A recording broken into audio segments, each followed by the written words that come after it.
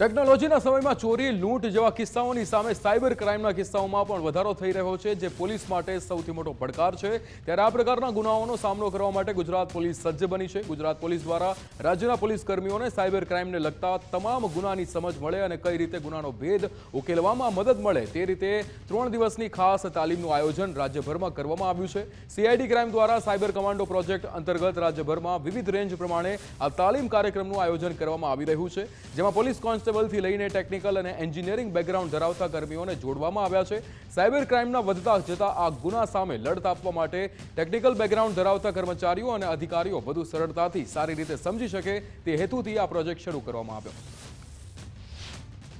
મહેરબાન DGP sir વિકાસ સહાયના માર્ગદર્શન હેઠળ એક 3 દિવસના સાયબર કમાન્ડોસનું કોર્સનું આયોજન કરવામાં આવેલું છે, જે પેન ગુજરાતમાં આયોજન કરવામાં આવ્યું છે। તો અહીંયા અત્યારે ટોટલ જે ફર્સ્ટ અમારી બેચ છે એમાં 165 લોકોને તાલીમ આપવામાં આવી છે।